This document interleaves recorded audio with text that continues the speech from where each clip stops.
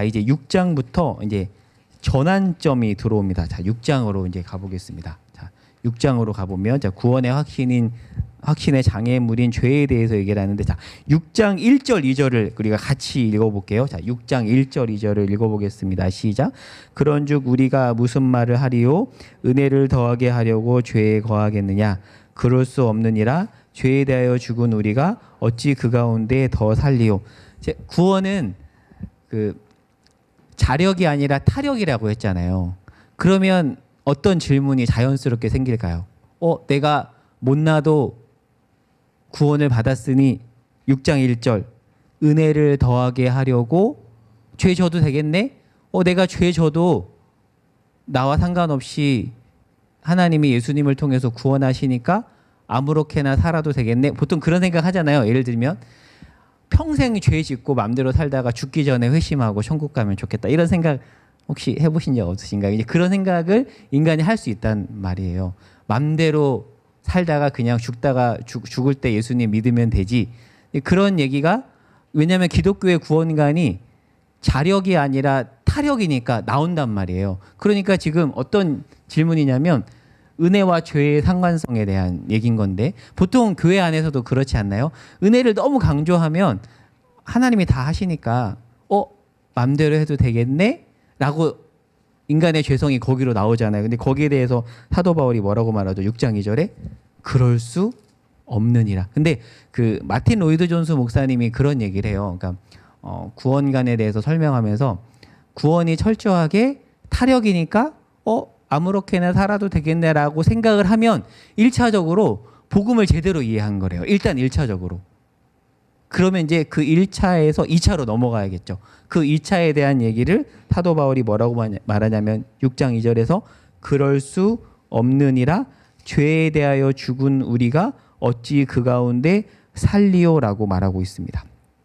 그래서 강의한 11번 2번을 보겠습니다. 그리스도와 함께 살아난 자. 자, 우리는 죄에 대해서 죽었는데요. 자, 이 표현을 조금 설명할게요. 해보겠습니다. 자, 우리가 죄에 대해 죽었잖아요. 자, 죄에 대해서 죽었다라는 게 무엇인가 제가 개념을 정리해놨는데 한번 볼게요. 칭의가 의롭다함을 받았다라는 뜻이잖아요. 그것은 죄의 형벌로부터 자유이고요. 그렇게 구원받고 나서 우리가 성화되어야 되잖아요. 그것은 죄의 지배로부터의 자유이고 영화는 죄 자체로부터의 자유인데 자, 이게 지금 개념이 되게 어려울 수 있습니다. 네, 또 교회에 들어온 지 얼마 안 됐다면 이 개념이 어려울 수 있는데 자, 성경에서 로마서에서 죄에 대해서 죽었다라는 말은 무슨 뜻이냐면 죄의 정죄로부터 죽었다는 뜻입니다. 여러분 그 에베소서에 그러니까 로마서에 보면 죄의 삭은 사망이잖아요. 그러니까 모든 인류는 죄를 지으면 죽어요. 이게 1차 원리입니다. 1차 원리는 죄를 지으면 죽는 거예요. 근데 우리는 안 죽게 됐죠. 왜 안 죽게 됐죠? 누구 때문에? 우리가 잘해서가 아니라 예수 그리스도께서 이 죄를 대신 감당함으로써 우리는 죽지 않게 됐습니다. 그러면 죄에 대해서 죽었다는 말은 무슨 말이냐면 죄의 삭은 사망인데 그 죄의 형벌로부터 자유했다라는 뜻이에요. 그러니까 죄에 대해서 죽었다는 말이 죄 함부로 져도 되겠네라고 해석하면 안 되고요. 우리가 죄의 형벌로부터 자유했다라고 이해를 해야 됩니다. 자, 이 말이 좀 이해가 되실까요? 제가 다른 표현으로 설명을 해볼게요. 자, 두 개념이 있는데요. 죄의 정죄로부터 자유한 거 하고요. 죄 자체로부터 자유한 것은 다릅니다.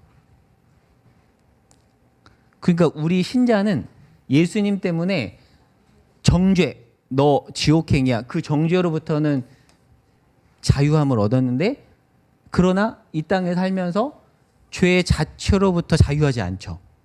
그렇습니다. 그러니까 로마서에서 죄에 대해서 죽었다는 말은 죄의 정죄로부터 죽었다는 것이지 죄 자체로부터 자유했다라는 말이 아닌데 만약에 죄 자체로부터 자유했다라고 가면 어떤 이단이 될 수 있을까요? 구원파가 되는 겁니다. 구원파는 그래서 그 박옥수 그분이 이제 잠실 종합운동장에서도 죄사함 거듭남의 비밀이라고 그렇게 성경 강해하잖아요.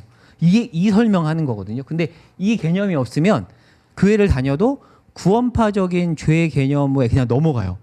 여러분 구원파가 세월호 사건 때도 그렇게 유병헌이 죄를 짓고도 죄책감이 없는 게 이 개념 때문에 그래요. 이 사람들은 우리는 구원받았기 때문에 죄 자체로부터 이미 자유했기 때문에 예수 믿고 나서 죄를 짓는 것을 죄라고 안 합니다. 그러니까 성화 개념이 없는 거죠. 근데 바울은 뭐라고 말하죠? 은혜가 죄를 조장하는가? 그럴 수 없다.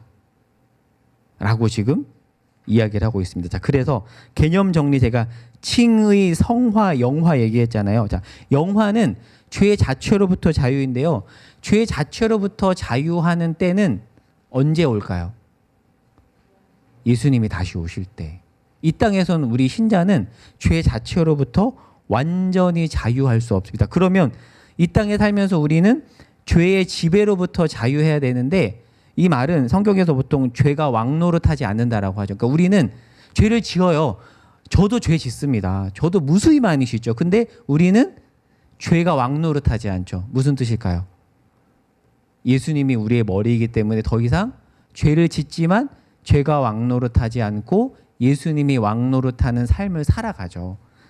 그게 바로 성화입니다. 자, 그래서 제가 그 영화 그 개념 밑에 설명해 놨죠. 신자는 죄의 형벌로부터 자유한 거예요. 이게 죄에 대해서 죽었다는 말입니다. 그러니까 신분이 바뀐 거죠. 지난주에 그 신분과 수준에 대한 개념을 다시 한번 설명해 볼까요?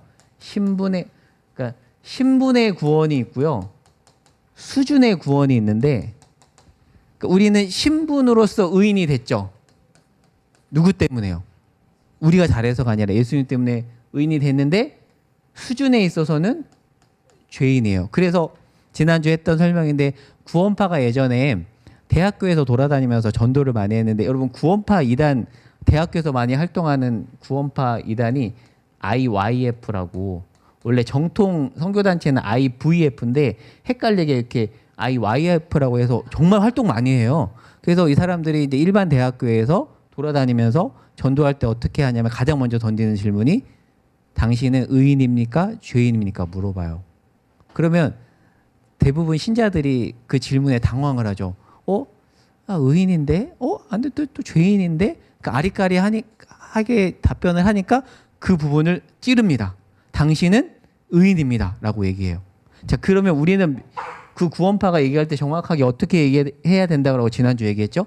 신분으로서는 의인이지만 수준으로서는 죄인입니다라고 얘기해야 되는데 구원파는 신분이 의인이 됐으니까 수준에서도 의인이라고 생각을 하다 보니까 예수 믿은 이후에 죄를 짓는 것도 죄라고 생각하지 않는 겁니다. 그래서 구원파 이단에서 우리가 볼 때 말도 안 되는 죄를 져도 죄책감을 안 가져요. 그러니까 결국 그 사람들은 세계관 자체가 그렇게 이 교리 때문에 오염이 된 거죠. 아무리 얘기해도 이 사람들은 넘어가지 않습니다. 네. 그래서 이런 개념에 대한 우리가 이해가 필요합니다. 자, 그러면 그 밑에 문장 더 볼게요. 신자가 된 이후에도 여전히 죄의 유고로부터는 자유롭지 않죠. 그러나 영원한 천국에서는 죄 자체로부터 자유할 때가 오는데 그때까지는 계속 우리는 싸워야 됩니다.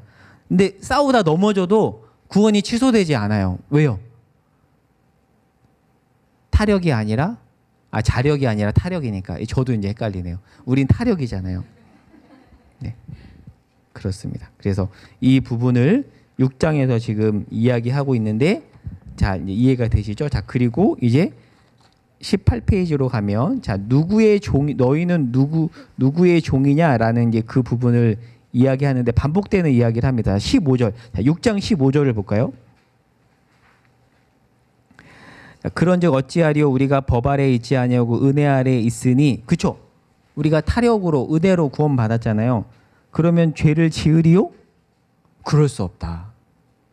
그러니까 완벽하라는 말이 아니라 은혜가 왕노릇하지만 우리가 신자로서 방종하며 살 수 없다. 그럴 수 없다라고 그 율법 폐기론적인 얘기가 나올 수 있는 그 어떤 상황에서 사도 바울이 단호하게 그럴 수 없다라고 이야기를 하고 있습니다. 자, 그리고 제가 이 부분 한번 설명해 볼까요? 제가 이 개념을 강의 안에는 안 적어놨는데 칠판에 적어놨죠. 자, 기독교는 출발점은 은혜예요. 근데 종착점은 거룩입니다. 그렇죠. 은혜로 타력으로 출발했지만 성화돼야 되잖아요. 그렇죠. 성화돼야 구원받는 게 아니라 죄인의 상태에서 구원받고 결국 거룩으로 가야 되는데, 그런데 율법 폐기론 구원파는 출발도 은혜요 종착도 은혜라고 얘기하는 겁니다. 근데 만약에 출발이 거룩이고 종착도 거룩이라면 이제 율법주의, 이제 이슬람 같은 타 종교는 대부분 이런 관점을 가지고 있습니다. 네. 우리 이제 두 청년이 일본 단계 선교사 하는데 일본 사람들은 기본적으로 세계관이 요 세계관에 깔려 있습니다. 그 일본 사람들이 되게 도덕적이잖아요. 그래서 보면 축구 경기 끝나고도 되게 잘 치우죠. 근데 기본적으로 이런 세계관이 있습니다. 내가 못나면 안 된다. 그래서 필리념 씨 책에서도 일본 사람들 그런 얘기를 하거든요. 내가 못나면 안 된다. 그러니까 정말 기본적으로 도덕적이어서 그런 것도 있지만 이런 세계관이 기본적으로 깔려 있기 때문에, 율법주의적인 세계관이 깔려 있기 때문에 이 사람들이 기본적으로 겉으로 볼 때는 굉장히 도덕적이에요. 내가 그렇게 하지 않으면 사람들한테 혼난다, 정죄당한다 라는 어떤 관점이 있기 때문에 도덕적인 행동을 하는 겁니다. 그래서 대부분의 종교성은 다 이렇죠. 여러분 이슬람 사람들 혹시 만나보셨어요? 저는 예전에 인도네시아 단기 선교를 가서 자카르타에서 족자카르타라고 자바섬에서 끝과 끝인데 족자에 갔었는데, 그 족자카르타라고 하거든요. 그래서 완전 산간오지에서 이렇게 한 열흘 가까이 머물렀는데, 이렇게 지붕을 보면 별이 보이는 그런 데서 이제 애들하고 잠을 잤었거든요. 그래서 이제 선교사님하고 현지인 그 마을 추장 인사하러 가는 게 관례라고 해서 갔어요. 갔더니 이렇게 접대를 하시는데 엄청 큰 음료수를 주시는데 딱 마셨더니 너무 단 거예요. 완전 설탕물. 근데 선교사님이 이거를 마시는 게 예의래요. 이 사람들은 접대 문화가 기본적으로 너무 잘 돼 있어서 그렇게 호의를 베풀었을 때 잘 받아야 된다고 하더라고. 그래서 이제 마시기 힘들었지만 꿀꺽꿀꺽 마셨죠. 근데 이제 들어보니까 이 사람들은 기본적으로 굉장히 선행을 베풀어요. 굉장히 잘합니다. 그런데 왜 그렇게 하냐면 기본적인 세계관이 이 세계관이라 그래요. 우리가 이렇게 해야 알라가 우리를 구원한다라는 세계관 때문에, 그래서 구제도 잘하고 도덕적으로 살아가려고 애를 씁니다. 좋은 거죠. 그런데 우리 기독교는 출발은 은혜인데 종착이 거룩이기 때문에 신자는 이 땅에 살면서 선행을 베풀어야 된다라고 얘기를 하는 거잖아요. 선행을 베풀어야 구원받는 건 아닌데 은혜로 구원받았다면 이렇게 가야 된다. 그런데 기본적인 타 종교는 대부분 그렇게 해야 구원받는다라고 생각하기 때문에 선행을 베풀어요. 그런데 구원파는 완전 반대죠. 구원파는 이래도 되고 저래도 되고 깔려 있습니다. 그래서 만약에 교회를 다녀도요, 이 부분에 대해서 명확한 이해가 없으면 이제 구원파 집회에 가서 그 교리에 대부분 넘어가요. 그리고 왜 또 넘어가는지 아세요? 제가 들어보니까 구원파 사람들이 서로 정말 끈끈하대요. 너무 끈끈하게 잘 챙기니까 그 교리에 넘어갔다가 그렇게 그 공동체 안의 사랑 때문에 못 나온다고 하더라고요. 그러니까 사실 이해가 돼요. 어떻게 보면 우리가 이렇게 도전받아야 되는 부분이 아닌가라고 생각이 돼요. 우리는 과연 이렇게 이웃을 잘 돌보고 있는가. 사실 이단에 빠진 사람들이 의외로 교리보다는 처음엔 교리로 넘어가긴 하지만 그런 어떤 공동체적인 모습 때문에 넘어간다고 하거든요. 그래서 이제 죄에 대해서, 구원에 대해서 쭉 이야기하고 있고요. 자, 그래서 6장 19절을 읽어볼까요? 자, 6장 19절에 보면 바울이 이렇게 말하죠. 너희 육신이 연약함으로 내가 사람의 예대로 말하노니 전에 너희가 너희 지체를 부정과 불법에 내주어 불법에 이른 것 같이 이제는 너희 지체를 의에게 종으로 내주어 거룩함에 이르라. 그러니까 은혜로 출발했는데 거룩함으로 가라. 거룩해야 구원받는 건 아닌데 은혜로 너희가 못나도 예수님 때문에 구원을 받았는데 이제 거룩함에 이르러야 한다. 그런데 그렇게 거룩함까지 못 가도 취소되진 않는다. 그러나 그 싸움을 해라. 지금 그 얘기를 6장에서 하고 있고요. 자, 이제 7장으로 넘어가 보겠습니다.